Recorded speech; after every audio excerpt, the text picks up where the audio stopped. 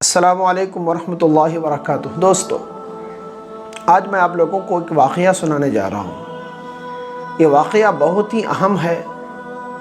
اور عبرت آمیز بھی ہے اور ہم سب کے لیے نصیحت بھی ہے، تو لہٰذا اس واقعے کو آپ لاسٹ تک غور سے سنیں۔ اللہ تبارک و تعالیٰ نے بنی اسرائیل میں ایک پیغمبر بھیجے، ایک نبی کو بھیجا، نام تھا ان کا دانیال علیہ السلام۔ حضرت دانیال علیہ السلام نے بنی اسرائیلیوں کو نصیحت کی، ان کو سمجھایا، ان کو اللہ تعالیٰ کا پیغام پہنچایا، حق اور برائی کی تمیز بتائی، صحیح اور غلط راستے ان کو بتائے، اور ان سے کہا کہ لوگوں، اگر تم اللہ تعالیٰ کی نافرمانی کرنا نہیں چھوڑو گے، تم عیش و عشرت میں ہی زندگی گزارتے رہو گے اور اللہ کی بات نہیں مانو گے تو تم ذلیل و رسوا ہو جاؤ گے، اور ایسے ذلیل و رسوا ہوگے کہ یہ ذلت اور رسوائی صرف تمہارے تک ہی محدود نہیں رہے گی، بلکہ تمہاری آئندہ آنے والی نسل بھی ذلیل و رسوا ہو جائے گی۔ وقت کے نبی نے ان کو ہر طریقے سے سمجھایا، لیکن ان کی عقل میں بات نہیں آئی۔ کہتے ہیں نا کہ جب انسان کی عقل پر نشہ چڑھ جاتا ہے تو پھر اس کے سامنے اندھیرا چھا جاتا ہے، اس کو صحیح اور برے کی تمیز نہیں رہتی۔ ایسا ہی ان کے ساتھ بھی ہوا۔ تو جب لوگوں نے وقت کے نبی کی بات نہیں مانی، وقت کے نبی کی بات پر کان نہیں دھرے اور پھر نافرمانیوں پر نافرمانیاں کرتے چلے گئے، تو اللہ تبارک و تعالیٰ نے ان کے اوپر بخت نصر کو مسلط کیا۔ یہ بخت نصر کون تھا؟ یہ عراق کا رہنے والا ایک مشرک بادشاہ تھا، بہت ہی سخت ظالم و جابر بادشاہ۔ اس نے بیت المقدس کے اوپر، فلسطین کے اوپر اس نے دھاوا بولا اور ان کے اوپر یلغار کیا، اور اس حملے میں، یلغار میں تقریباً 70,000 بنی اسرائیل مارے گئے۔ ان کی عورتوں کے ساتھ ظلم و زیادتی کی گئی، ان کی عورتوں کی عزتیں لوٹی گئی، مال و دولت، جواہرات سب کچھ لوٹ لیا گیا، اور تقریباً 70,000 بنی اسرائیلیوں کو قید کر کے بغداد لے کر کے آیا۔ اور ان قیدیوں میں حضرت دانیال علیہ السلام بھی تھے۔ انہوں نے ان سے کہا کہ لوگوں، میں تم کو اسی دن سے ڈراتا تھا، لیکن تم نے میری بات نہیں مانی، اور آخرکار جو کچھ ہوا وہ تمہارے اور ہمارے سامنے ہے۔ جب ان کو بغداد میں لے جا کر کے جیل خانے میں ڈال دیا گیا، تب ان کو بات سمجھ میں آئی اور ان کو افسوس ہونے لگا کہ کاش اگر ہم نے نبی کی بات مان لی ہوتی تو یہ دن ہمیں نہیں دیکھنا پڑتا، لیکن اب پچھتانے سے کیا ہوتا۔ وقت گزر گیا اور ان کو ان کے بدعمالیوں کی سزا مل گئی۔ چنانچہ انہوں نے وقت کے نبی سے کہا کہ اللہ کے پیغمبر، آپ ہمارے لیے کچھ کریں، کوئی ایسا راستہ نکالے کہ جس کی وجہ سے ہم اس ظلم سے، اس قید خانے سے باہر نکلیں۔ تو حضرت دانیال علیہ السلام نے فرمایا کہ دیکھو لوگوں، تمہارے پاس ایک راستہ ہے، اور وہ راستہ یہ ہے کہ تم اللہ تعالیٰ کی طرف لوٹ آؤ، اپنے نافرمانیوں کو چھوڑ دو، اللہ تبارک و تعالیٰ سے اپنے پچھلے زندگی کے گناہوں کی توبہ استغفار کرو، اللہ تعالیٰ سے معافی مانگو، اور تم اسی جیل خانے کے اندر تم اللہ کی عبادت کرنا شروع کر دو۔ چنانچہ سارے کے سارے لوگ نبی کی بات مان کر اللہ کی عبادت کرنا شروع کر دیا۔ اب وہ جیل خانہ عبادت خانہ بن گیا، یہاں تک کہ وہ لوگ جو ہمیشہ عیش و عشرت کی زندگی گزارتے تھے، ان کے ساتھ بھی جب برا سلوک ہوا تو انہیں بھی بات سمجھ میں آئی، اور پھر اللہ تبارک و تعالیٰ کی عبادت شروع کر دی اور اپنے پچھلی زندگی سے توبہ استغفار کر لیا۔ جب جیلر نے قیدیوں کی یہ حالت دیکھی،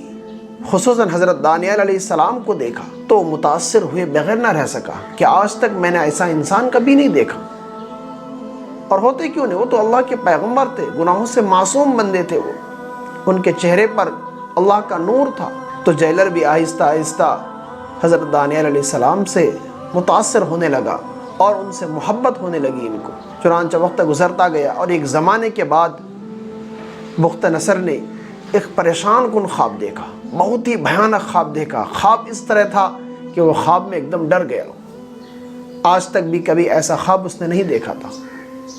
صبح ہوئی تو سوچا کہ لوگوں سے جا کر کے میں خواب بتاؤں گا، ان نجومیوں سے، ان درباریوں سے کہ جن کو خواب کی تعبیر معلوم ہے، لیکن ہوا یوں کہ اسے خواب ہی یاد نہیں رہا، خواب بھول گیا۔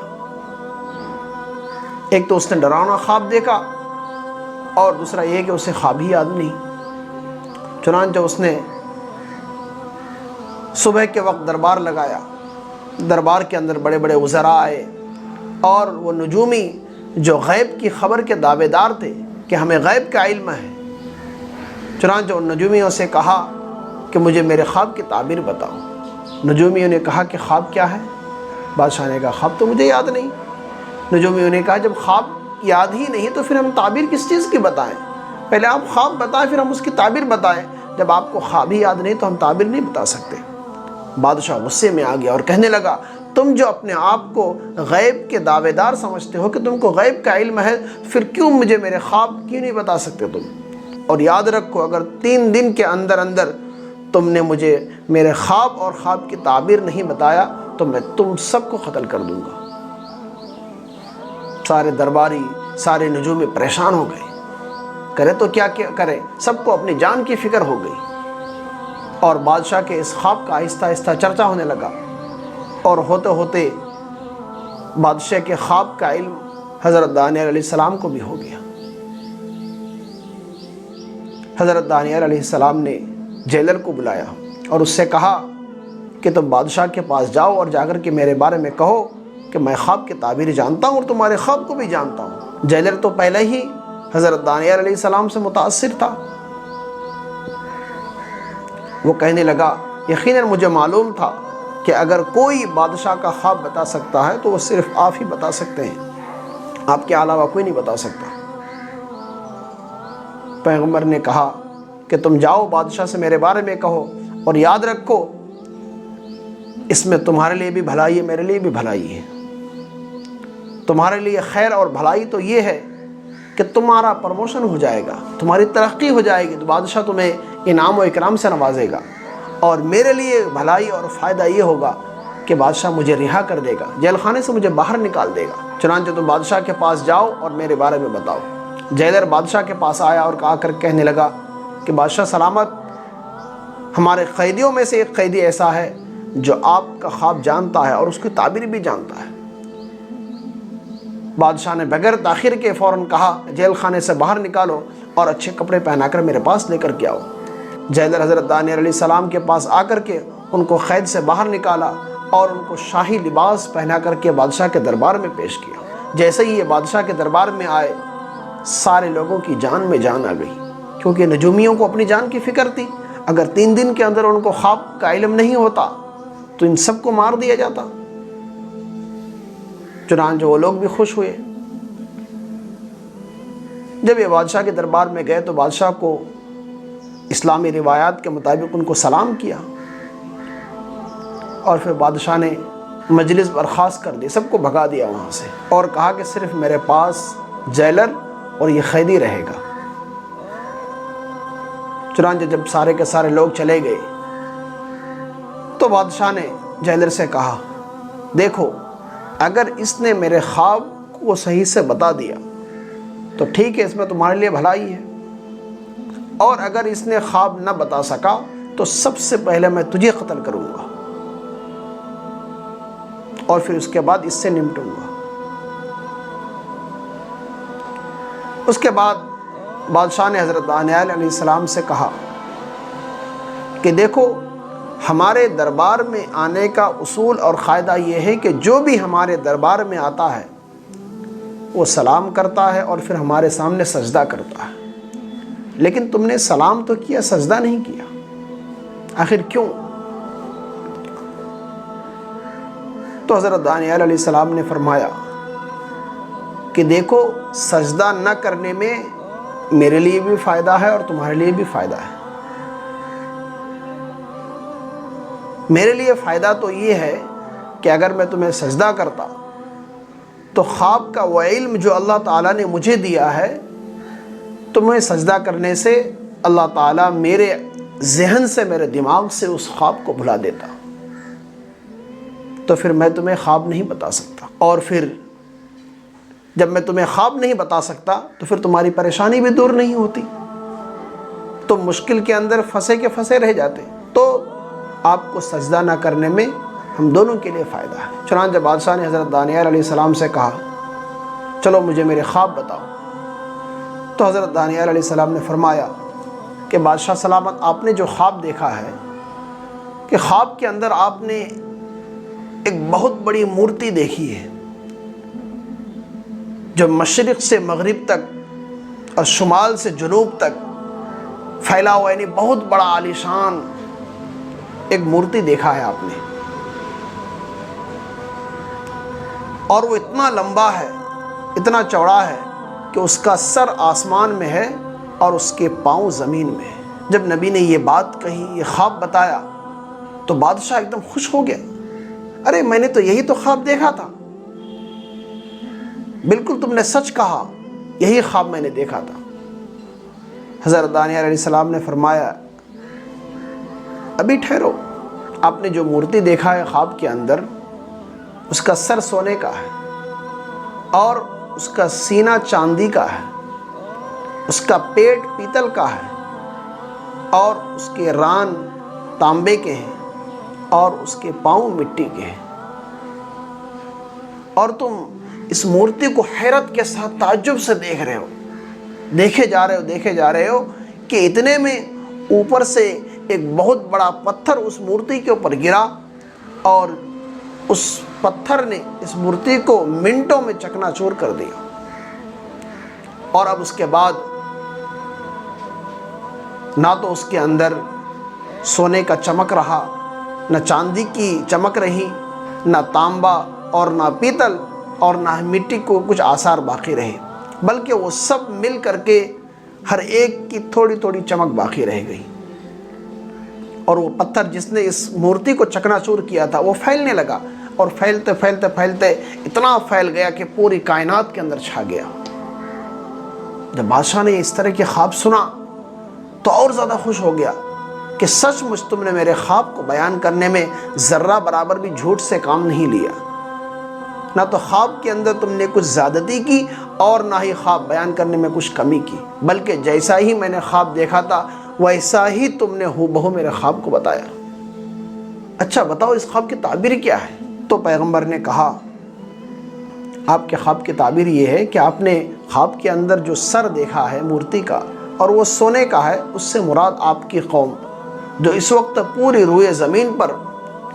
تہذیب اور تمدن کے اعتبار سے سب سے اعلیٰ ہے، اور پھر آپ نے جو سینہ چاندی کا دیکھا ہے اس سے مراد ایک دور آئے گا جو آپ کے بعد کا دور ہوگا، آپ کے بیٹے کا دور، اس دور میں لوگوں کی تہذیب کے اندر تمدن کے اندر گراوٹ آ جائے گی، اور ایسا ہو جائے گا گویا کہ سونے کے بالمقابل چاندی، تو لوگوں کی تہذیب کے اندر گراوٹ آ جائے گی۔ اور آپ نے جو دیکھا ہے کہ پیٹ پیتل کا ہے، اس سے مراد وہ لوگ ہیں کہ جن کے چہرے سرخ ہوتے ہیں، یعنی حجازی، شامی اور یمنی لوگ کہ ان کے چہرے سرخ ہوتے ہیں۔ اور آپ نے جو رانے دیکھا ہے کہ وہ تانبے کی ہے، اس سے مراد چینی اور جاپانی لوگ، اور آپ نے دیکھا کہ دونوں پاؤں مٹی کے ہیں، تو اس سے مراد ایک قوم آئے گی جو اگلے زمانہ میں ہوگی، اور اس میں ایک ملکہ ہوگی جو کمزور ہوگی اور ان کی قومیں بھی کمزور ہوں گی۔ اور آپ نے اخیر میں دیکھا کہ اس مورتی کو ایک پتھر نے ڈھیر کر دیا، اس کو چکنا چور کر دیا، تو اس سے مراد آخری نبی حضرت محمد مصطفیٰ صلی اللہ علیہ وسلم ہے، جو سب سے اخیر دور میں آئیں گے اور آ کر کے وہ سارے مذاہب کے اونچ نیچ کو ختم کر دیں گے۔ چنانچہ اللہ کے نبی صلی اللہ علیہ وسلم جب اس روئے زمین پر آئے اور آپ نے اپنے دین کا کام لوگوں میں پھیلایا، تو لوگوں سے کہا کہ لوگوں اب کسی کے اندر بھی اونچ نیچ نہیں، کوئی ذات پات میں اونچ نیچ نہیں، کسی کالے کو گورے کے اوپر، کسی گورے کو کالے پر، کسی عربی کو اجمی پر، کسی اجمی کو عربی پر، کوئی فوقیت نہیں ہے، کوئی افضلیت نہیں ہے۔ تو اس طریقے سے وہ آخری نبی آئیں گے اور وہ سارے مذاہب کے اونچ نیچ کو ختم کر دیں گے۔ تو یہ رہا آپ کا خواب اور آپ کے خواب کی تعبیر۔ جب بادشاہ نے خواب سنا اور خواب کی تعبیر بھی سنا تو بہت زیادہ خوش ہوا، اور خوش ہو کر کے حضرت دانیال علیہ السلام کو اور بنی اسرائیلیوں کو انہوں نے قید سے آزاد کر دیا اور سب کو رہا کر دیا۔ تو دوستو یہ تھا حضرت دانیال علیہ السلام اور بخت نصر کا قصہ جو آپ نے سنا۔ اس واقعے سے ہمیں ایک سبق ملتا ہے، وہ سبق یہ ہے کہ جب اللہ تبارک و تعالیٰ کی نافرمانی کی جاتی ہے، اللہ کی ناشکری کی جاتی ہے، تو اللہ ہمیں مہلت دیتے ہیں، اس لیے نہیں کہ ہم اللہ کی نافرمانی اور زیادہ کرنے لگے، بلکہ اللہ تبارک و تعالیٰ اس لیے ہمیں مہلت دیتے ہیں تاکہ ہم گناہوں سے توبہ کر لیں، استغفار کر لیں، اپنے گناہوں کی معافی مانگ لیں۔ لیکن جب آدمی معافی نہیں مانگتا، اپنے گناہوں سے توبہ نہیں کرتا، تو اللہ تبارک و تعالیٰ اس کی آزمائش کرتے ہیں، اس کی پکڑ کرتے ہیں، اور پھر اسے ذلیل و رسوا کر کے رکھ ڈالتے ہیں۔ اس لیے میرے بھائیوں، میرے بہنوں،